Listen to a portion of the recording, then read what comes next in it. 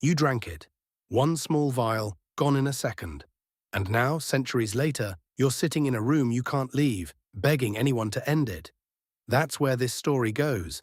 And by the end, you'll understand why immortality isn't a gift. It's the most elaborate trap ever conceived. Not the movie version where you stay young forever. The real version, the one nobody talks about because it's too uncomfortable to sit with. Most people think living forever is the ultimate cheat code. Watch history unfold, master every skill. And for a while maybe, but every benefit hides a consequence dark enough to cancel it out. So let's walk through what immortality does to your body, your mind, and the world around you. Start with your bones. Your skeleton feels permanent, but bone is living tissue, constantly torn down and rebuilt in a cycle tied to aging. Stop dying, and that cycle doesn't keep working. It drifts. Over centuries, some bones thicken where they shouldn't. Others turn brittle.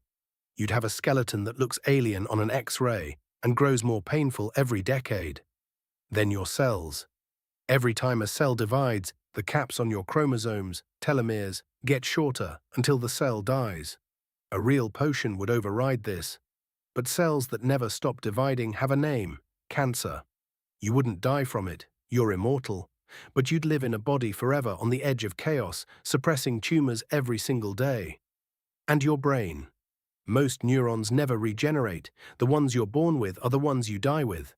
Stretch that across 1,000 years and they buckle. Neuroscientists call it synaptic saturation. Your pathways become so overwritten that learning anything new turns nearly impossible.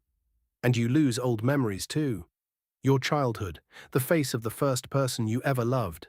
Buried so deep, they're unreachable. You'd be a person made entirely of the recent past, forever forgetting who you used to be. But the psychology is where it truly falls apart. Picture everyone who makes your life mean something. Now watch every one of them die, not once, but hundreds of times, generation after generation. Humans have a limited capacity for grief. After enough loss, the brain stops forming deep attachments to protect itself. Within centuries, part of you whispers about every new face. Don't bother, they're already leaving. The loneliness isn't a quiet Friday night, it's structural, baked into every interaction. Surrounded by people, completely unreachable. Almost everything you do is driven by mortality. You work hard because time is short. You chase dreams because the clock is ticking. Remove death, and at first you feel free. But when you have forever, today means nothing. Why start now? Why fix anything? We value things because they're scarce.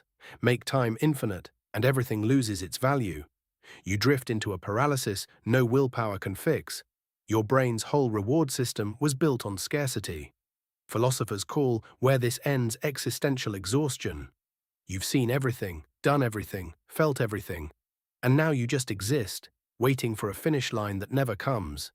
Now the world finds out. Instantly, you're the most valuable and most dangerous person alive. Every government, every corporation, every billionaire wants what's in your blood. And since you can't die, they don't have to be gentle taking it. You become a lab specimen, a strategic asset. Nations go to war over who controls you because controlling immortality means controlling humanity's future. No law, no treaty protects you for long. And if the formula gets out, Earth already strains under 8 billion people. Now nobody dies, but births don't stop. Within generations, famine, resource wars, collapse. And the cruel irony, the immortals suffer most, living through every stage of it, unable to escape. Worse still, immortality reaches the powerful first. When the people at the top can never be removed, not by time, not by death, you get tyranny history has never seen. Death was always the final check on power. Remove it, and you get permanent, unbreakable domination by whoever got there first. Not a utopia of wise immortals, an oligarchy, calcified and immovable, forever. And you'd watch all of it, every day, unable to leave. The ancient Greeks understood this. Tithonus begged for eternal life, but forgot eternal youth, and withered into something that pleaded to die. Tolkien's elves, in their honest moments, envy humans for the gift of death. These myths aren't accidents. They're thousands of years of wisdom about what forever truly costs. Death isn't just the end of life, it's the thing that gives life its shape, the pressure that forces meaning to form.